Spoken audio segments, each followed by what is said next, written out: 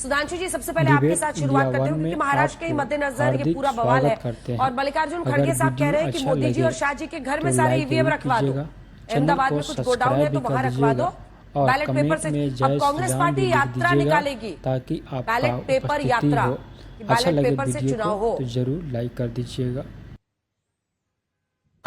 बैगन चलो भाई आइए देखते हैं, मजा आएगा। देखिए, आज अंजना जी, एक धारणा बन गई थी 2014 में हमारी सरकार बनने से पहले, और अभी भी यह धारणा समाज में राजनीतिक क्षेत्र के लोगों के लिए बनी हुई है कि इनकी बातों की विश्वसनीयता नहीं होती। There is a crisis of credibility for political class, जिसको मोदी जी ने आकर रेस्टोर किया है। और यह हर मुद्दे पे, मतलब ये किसी राजनीतिक मुद्दे पे तो यू टर्न फट से ले जाते हैं, सैद्धांतिक मुद्दे पे यू टर्न ले जाते हैं, मतलब चाहे वो कास्ट सेंसस हो, चाहे धारा 370 हो, हम लोग कभी नहीं लेते। तो आज वो क्राइसिस ऑफ क्रेडिबिलिटी के सिंबल बन गए हैं अपोजिशन पार्टी।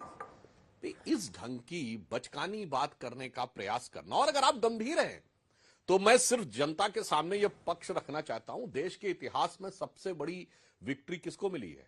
आम आदमी पार्टी को। 70 में 67 सीट, 96% सीटें भारत के इतिहास में किसी को नहीं मिली। दूसरी बार उन्हें मिली 63 सीट्स, 90% सीट तो खट से जाके ले लिया। पंजाब में इतनी बड़ी विक्ट्री खट से ले लिया। मैं दर्शकों को याद दिलाना चाहता हूं, चौधरी देवीलाल जी जीते थे तो 90 में 84 सीटें जीते थे हरियाणा में। एनटी रामाराव लेट 90s में जब जीते हैं तो कितनी ह्यूज विक्ट्री थी जिसकी कोई हद नहीं थी। अभय दुबे जी को याद होगा, इनकी सरकार थी। 2010 में हम बिहार में जीते हैं, 243 में 210 सीटें जदयू भाजपा जीती थी। महोदय, वास्तविकता में यह समझिए कि हार के कारण क्या थे।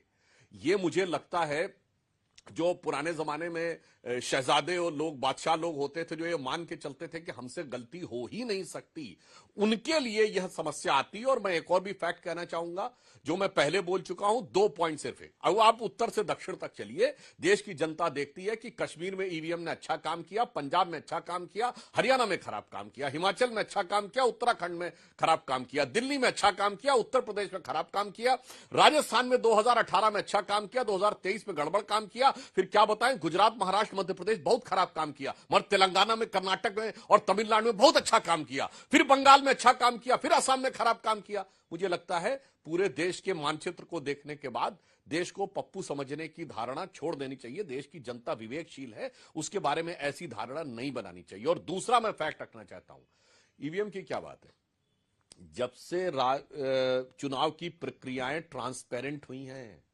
तब से कांग्रेस मोहताज हो गई है।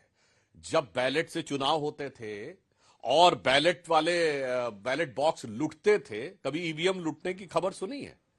कभी मत पत्र बिखरे हुए दिखते थे, वो खबरें सुनी है उस जमाने में? और चुनावी हिंसा कम हुई है, उसमें भी एक कारण यह है क्योंकि याद करिए, जब चुनावी हिंसा होती थी, जब वो होता था, तब तक कांग्रेस को बहुमत मिला। वोटर आईडी कार्ड आया है 1993 में, उसके बाद से कांग्रेस को कभी बहुमत नहीं मिला। सीसीटीवी फुटेज आए हैं, उसके बाद से कभी बहुमत नहीं मिला। अभी मैं देख रहा था, आपके एनसीपी के नेता ये बोल रहे थे, मेरे भाई सीसीटीवी में दिखा दो, लोग कह रहे पूरे गांव ने काम तो वोट डालने ही नहीं गए, तो सीसीटीवी में दिखना चाहिए नहीं वोट डालने गए। आप कह रहे हो ऐसा हुआ, तो आज के डेट में मोबाइल है सबके पास। तो मेरा मानना है अपनी मॉरल डिफीट को टेक्निकल कवर में बचाने का यह प्रयास सफल नहीं होने वाला है। यह आपकी नैतिक और राजनीतिक पराजय है। इसे तकनीकी आधार पर आप तिनके की ओट में पहाड़ नहीं छुपा सकते। अभय जी, आपके सामने कुछ नंबर्स रखते हैं, आप उसका जवाब दीजिएगा। 2004 में ईवीएम के आने के बाद कुल 156 विधानसभा चुनाव देश में हुए हैं, जिनमें से 51 बार सबसे बड़ी पार्टी बदल गई है उस विधानसभा चुनाव में। लोकसभा चुनाव 5 हुए हैं, जिसमें 3 बार बीजेपी और 2 बार कांग्रेस की सरकार आई है। हम आपको यह भी बता रहे हैं कि सुप्रीम कोर्ट ने क्या कहा है, क्योंकि सुप्रीम कोर्ट ने पीआईएल में यही कहा, यही बात कही कि ये जब आपके हक में फैसला आता है आप लोग चुप हो जाते हैं। यही चंद्रबाबू नायडू साहब थे, जब उनके खिलाफ फैसला आया तो वो सवाल खड़े कर रहे थे, फिर उनके हक में आया तो चुप हो गए। अब दूसरी तरफ जितेंद्र आव्हाड साहब खुद कह रहे हैं कि देखिए कर्नाटक में चुनाव आया तो हम लोग खुश हो गए, ये हो गए, अब फिर गड़बड़ आ गया है। ऐसा सवाल ये है कि आप दो तरफा स्टैंड नहीं ले सकते हैं, क्योंकि अगर आप लेंगे तो फिर जनता आप पर शक करेगी। अभय जी। अंजना जी, इलेक्ट्रॉनिकली वोट मैनिपुलेशन ईवीएम का अर्थ है। भारतीय जनता पार्टी सत्ता की सुहागिन बने रहना चाहती है। विवाह कर लिया क्या ईवीएम से साहब आपने कहा कि बूथ लूटे जाते थे। सुधांशु त्रिवेदी जी, बूथ लूटे जाते थे तब जग जाहिर हो जाता था, जब वो बैलेट पेपर से होता था कि बूथ लूट लिए। अभी तो ईवीएम से वोट लूट लिए, सत्ता लूट ली आप लोगों ने। सवाल उस बात का है सुधांशु त्रिवेदी जी। मैं सिर्फ 3 सवाल देश के सामने रखना चाहता हूं और साहस हो तो इन प्रश्नों का जवाब दीजिएगा। 2019 का लोकसभा का चुनाव था। एक इलेक्शन कमीशन ऑफ इंडिया ने एक ऐप बनाया, माय वोटर टर्नआउट ऐप। एक बोले लाइव आप तो रियल टाइम डेटा लीजिए, इधर कंस्टिट्यूएंसी में वोट डाला और आपको पता लग जाएगा कितने वोट डले।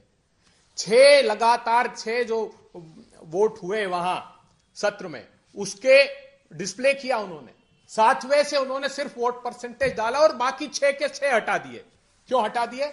तो एक एडीआर एक संस्था है जो डेमोक्रेटिक रिफॉर्म्स के लिए काम करती है, उसने सुप्रीम कोर्ट में एक मुकदमा लगाया।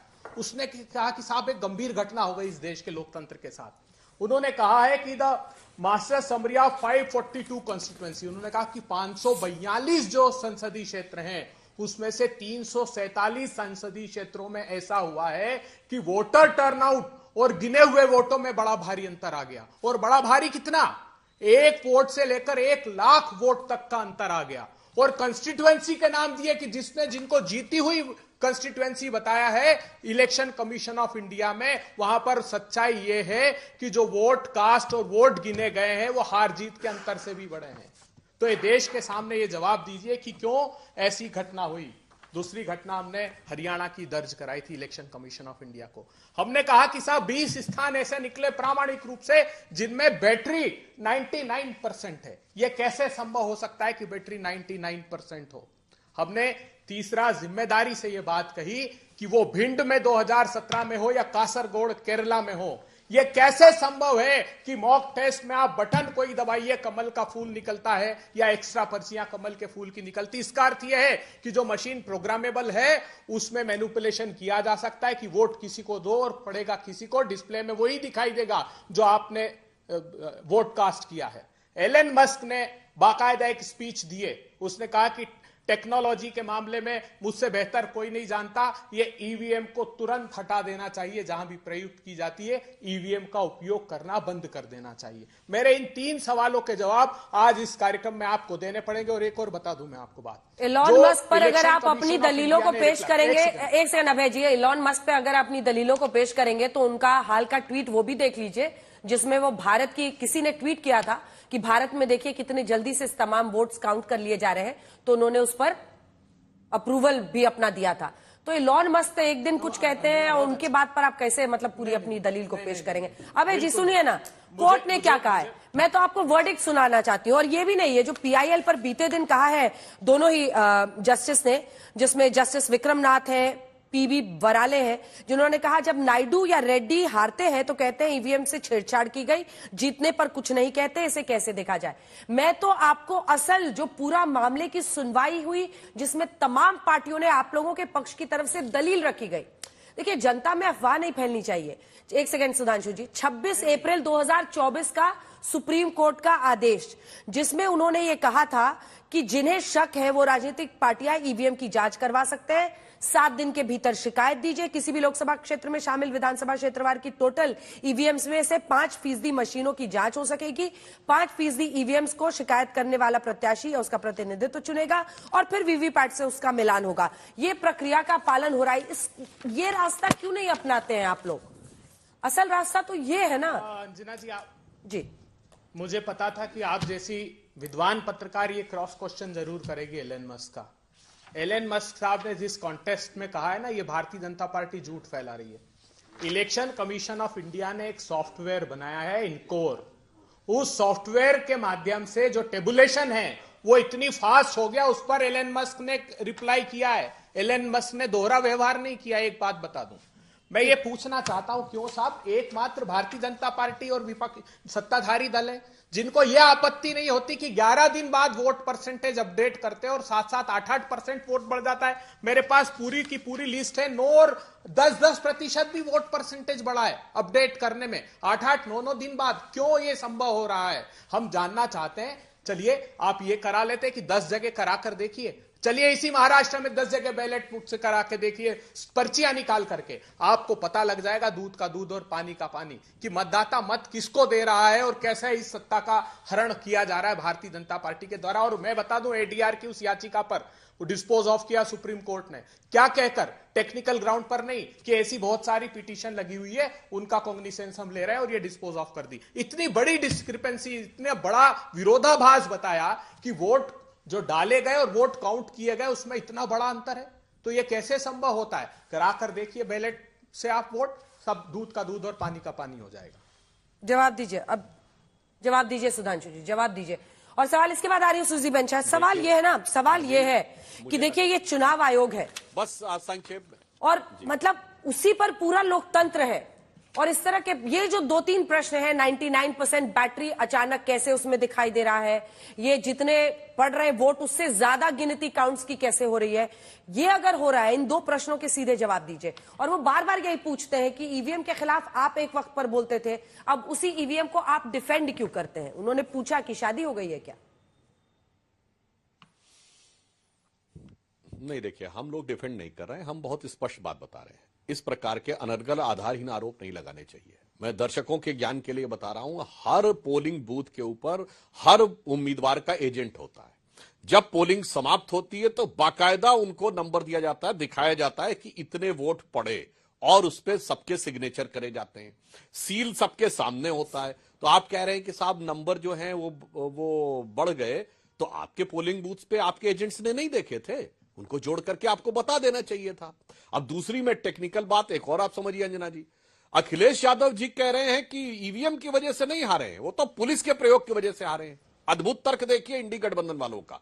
यूपी में पुलिस का दुरुपयोग होने के